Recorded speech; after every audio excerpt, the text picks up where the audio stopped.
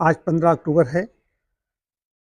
Missile man, aerospace engineer, professor, लेखक, वैज्ञानिक doctor APJ Abdul Kalam जी की जयंती है।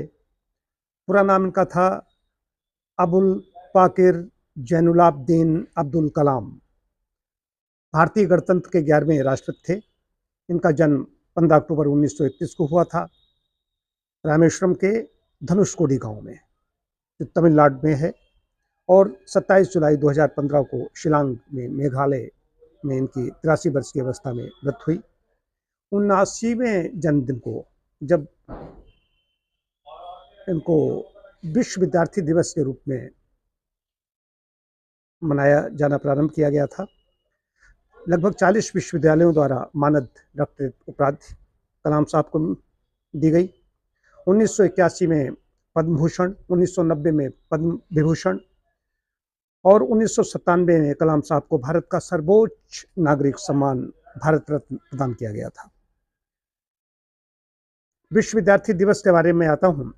आज विश्व विद्यार्थी दिवस के रूप में मनाया जाता है, लेकिन विश्व की जब बात आती है तो इसमें भी अभी थोड़ा विवाद है। पूरे विश्व में संयुक्त राष्ट्र द्वारा इसको मान्यता प्राप्त है या नहीं, लेकिन भारत में ये विश्व विद्यार्थी दिवस के रूप में मनाया जाता है। कलाम साहब का जीवन छात्रों को समर्पित था।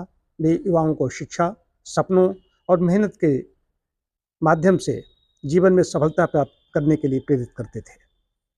मैं भी उनसे प्रेरित होकर मैंने यात्रा प्रारंभ की थी, युवा संकल्प अभियान। ये उन्होंने एक बार कहा था, 150 वर्ष पूरे हुए थे 1857 की क्रांति जो हुई थी, उसकी 150वीं वर्षगांठ पर कहा था कि देश के विकास के लिए युवा दूसरा स्वतंत्रता संग्राम शुरू करें, देश के विकास के लिए, राष्ट्र के निर्माण के लिए। तो मैंने युवा संकल्प अभियान प्रारंभ किया था। वहाँ से कुरुक्षेत्र से प्रारंभ किया था। कुरुक्षेत्र विश्वविद्यालय कवरेज है। कुरुक्षेत्र विश्वविद्यालय में एक खबर प्रकाशित हुई, मैंने शंख मंगाए थे। मैं उन दोनों नोएडा में, फोर्टिस, दीपाक्षी, इनमें मैं कंसल्टेंट था। और यहाँ से हरदोई से मैंने अपने मूल, जो हमारा इसमें हरदोई में ही हूँ, वहाँ से मैंने 5 शंख उस समय मंगाए थे। आचार्य जी लेकर के गए थे, शंखनाद किया था, देश के नवनिर्माण का शंखनाद। यात्रा का शुभारंभ कुरुक्षेत्र विश्वविद्यालय पत्रकारिता जनसंचार विभाग के चेयरमैन डॉक्टर बी के कुठियाला एवं प्रोफेसर डॉक्टर राजवीर सिंह ने हरी झंडी दिखाकर किया था। तो उसके बाद में वहाँ से निकलने के बाद जगह जगह मेरे व्याख्यान हुए, जिसमें प्रमुख रूप से जामिया मिल्लिया इस्लामिया दिल्ली, मुरादाबाद के कॉलेज, शाहजहाँपुर में डिग्री कॉलेज, हरदोई होते हुए मैं रायबरेली, प्रतापगढ़ होते हुए प्रयागराज में यात्रा ये हमारी संपन्न हुई थी। यात्रा के 5 बिंदु थे: शिक्षा, स्वास्थ्य, उत्पादक श्रम, मातृशक्ति का सम्मान, राष्ट्रीय एकता। इन 5 बिंदुओं को लेकर के मैं निकला था। और उसमें यही मुख्य रूप से हमारी अपील थी। जो अपीलिंग ये था, ये हमारा पम्फलेट बना था जो जगह जगह दिए जा रहे थे।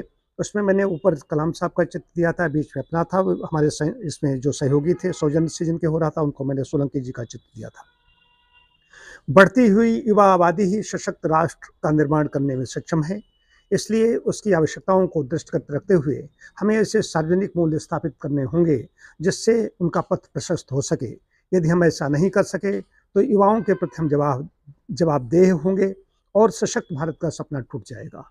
आइए हम और आप सशक्त भारत का निर्माण करने वाली युवा पीढ़ी के लिए न्यूनतम आवश्यकताओं से परिपूर्ण मूल्यपरक वातावरण तैयार करने में मदद करें।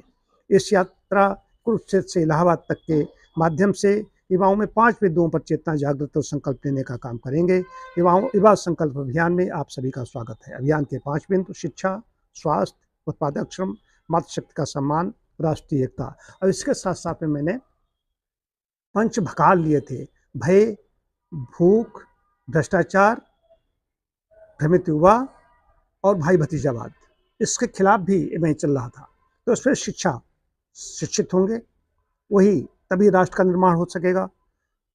स्वास्थ्य बहुत आवश्यक है, स्वास्थ्य की बात मैं बराबर करता हूँ। स्वस्थ रहे बिना मनुष्य कुछ नहीं कर सकता। उत्पादक श्रम पर ज़्यादा जोर दिया था। हम व्यायाम करते हैं, सिर्फ हम अपने शरीर को थकाते हैं, वो भी अर्जन होता है, स्वास्थ्य बनता है, वो भी निर्माण होता है व्यायाम से। लेकिन उत्पादक श्रम करेंगे, उससे व्यायाम भी होगा और कुछ उत्पादन भी होगा।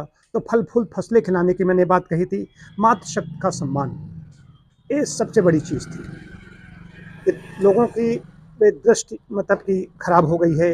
वो इस पर ज़्यादा युवा ही इसमें है, युवा ही की जो वाणी व्यवहार, उनकी कुदृष्टि, युवाओं की ही गड़बड़ होती है। और राष्ट्रीय एकता, इन चीज़ों को लेकर के यात्रा थी। जगह जगह के कब्रिज थे, इसमें अभी आप वीडियो में इसको देख सकेंगे। तो आज कलाम साहब की जयंती है।